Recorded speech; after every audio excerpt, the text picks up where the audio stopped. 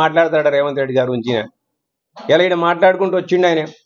ఇలా సిరిసిల్లలో మొత్తం నేనే బంగారు సిరిసిల్లని చేసిన, అది చేసిన, ఇది చేసిన అని చెప్పి ఈ దిక్కుమాలిన మనిషి మాట్లాడతాడు ఇవాళ.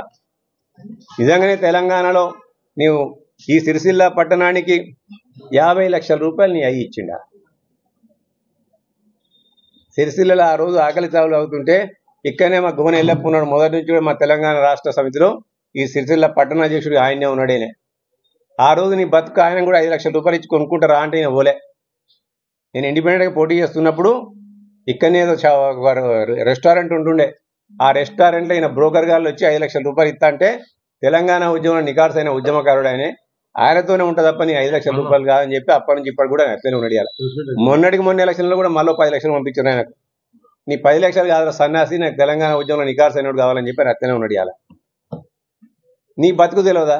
ఆ 50 లక్షల రూపాయల మీ అయ్యి ఇచ్చిన పైసా ఒక బుడ్డ పైస లేదు, నీ కుటుంబం ఇచ్చిన పైసా అంతకంటే లేదు. ఇలా ఆ రోజు ఇక్కడ జరుగుతున్న ఆత్మహత్యల గురించి, ఆకలి చావుల గురించి మనం చూసినట్టయితే మనం ఏదో ఒకటి చేయాలని చెప్పి ఆ రోజు అనేక మంది దాతలు, ఇంచుమించు 30 మంది దాకా, ఒకళ్ళు 2 లక్షలు, కళ్యాణ్ యాదగిరి రెడ్డి గారు అని ఉంటారు, వారు ఒక 2 లక్షలు, ఇక్కడనే ముష్టిపల్లె రాజేశ్వరరావు గారు పోల్ట్రీ ఫామ్ నడిపిస్తాడు, మా ఆయన లక్షణో సరే అందాల తేడాలో కొంచెం ఉండొచ్చు నాకు, ఆయన ఇచ్చిండు.